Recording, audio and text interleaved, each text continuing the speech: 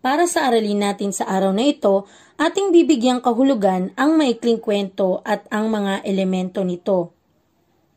Ayon kay Edgar Allan Poe, ang tinaguriang ama ng maikling kwento, ito ay isang akdang pampanitikang likha ng guni-guni at bungang isip na hango sa isang tunay na pangyayari sa buhay. Ito ay karaniwang natatapos basahin sa isang upuan lamang. Ito ay nagdudulot ng aliw at karaniwang kapupulutan ng mga aral sa buhay.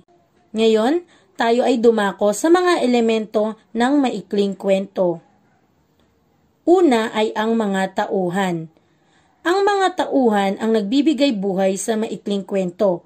Maaaring maging mabuti o masama ang mga tauhan depende sa takbo ng kwento. Pangalawa, tagpuan.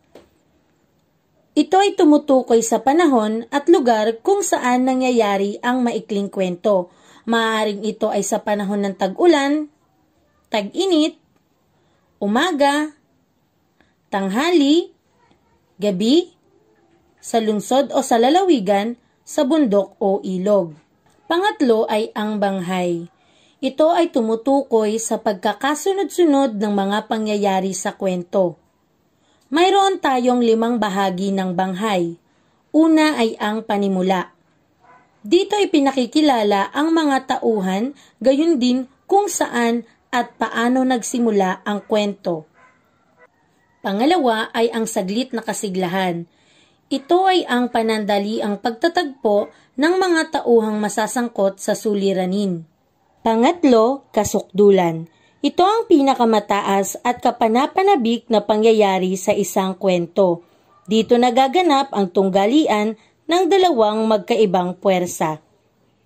Pang-apat, kakalasan. Ito ay tumutukoy sa parte kung saan unti-unti nang naaayos ang suliranin o problema at nagbibigay daan ito sa wakas. Dito nalalaman kung magtatagumpay ba ang pangunahing tauhan o hindi. Panglima ay ang wakas. Ito ay tumutukoy kung paano nagwakas o natapos ang kwento, kung saan ang kahihinatnan o resolusyon ng kwento ay maaaring maging masaya o malungkot. Muli, ang 5 bahagi ng banghay ay ang panimula, saglit na kasiglahan, kasukdulan, kakalasan, at ang wakas. Tayo naman ay dumako ngayon sa pang-apat na elemento ng maikling kwento, ang suliranin. Ito ay tumutukoy sa problema na haharapin ng mga tauhan sa kwento. Panglima, tunggalian.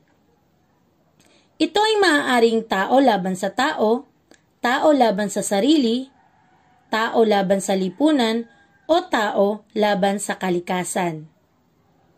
Pang-anim ay ang paksang diwa.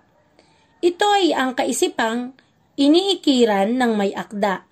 Karaniwang itong isang pangungusap lamang at ito ay direktang tumutukoy sa paksang pinag-uusapan. Hindi na kailangan pang banggitin ang tauhan, tagpuan o ang mga pangyayari sa kwento. Narito ang ilang halimbawa ng maikling kwento. Ang Ama, maikling kwento mula sa Singapore at isinalin sa Pilipino ni Mauro R. Avena.